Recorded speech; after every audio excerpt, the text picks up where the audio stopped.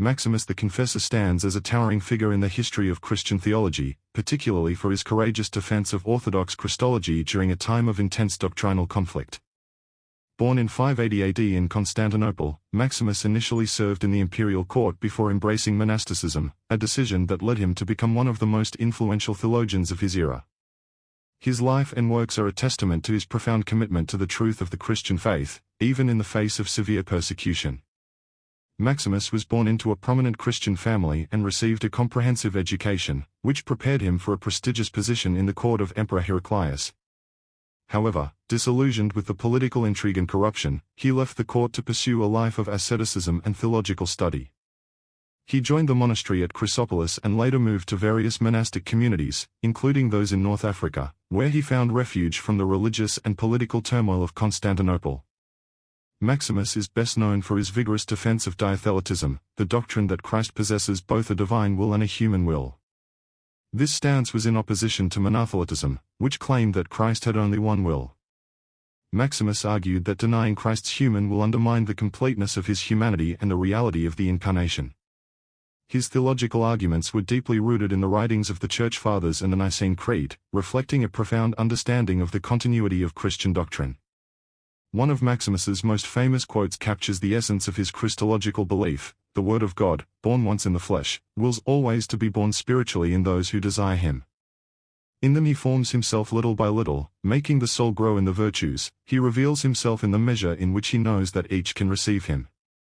This passage underscores Maximus's belief in the transformative power of Christ's incarnation and its ongoing impact on the faithful. Maximus's unwavering commitment to orthodox theology came at a great personal cost. He was arrested, tried, and subjected to brutal torture, including the amputation of his tongue and right hand to silence him. Despite these severe punishments, Maximus remained resolute, famously declaring, "It is not in their power to sever my mind and my tongue from the confession of truth." His steadfastness in the face of suffering earned him the title of Confessor, signifying his role as a witness to the truth of Christ even unto death. Maximus the Confessor's writings have had a lasting impact on Christian theology, particularly in the areas of Christology, soteriology, and asceticism.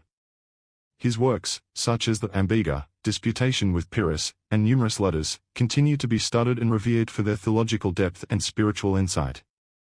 In the Ambega, Maximus tackles complex theological issues, demonstrating his intellectual rigor and deep commitment to the truth. A significant aspect of Maximus's legacy is his emphasis on theosis, or deification, the process by which believers become partakers of the divine nature. He famously wrote, "A sure warrant for looking forward with hope to the deification of human nature is provided by the incarnation of God, which makes man God to the same degree as God himself became man." This profound insight highlights the transformative potential of the Incarnation, a central theme in Maximus's theology.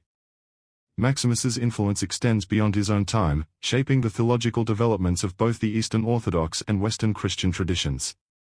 He is venerated as a saint in both the Eastern Orthodox Church and the Roman Catholic Church, with his feast day celebrated on August 13.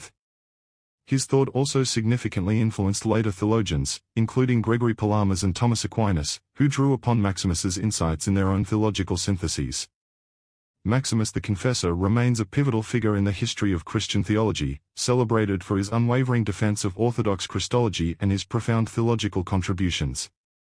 His life, marked by deep intellectual engagement and courageous witness, continues to inspire and instruct Christians across the centuries.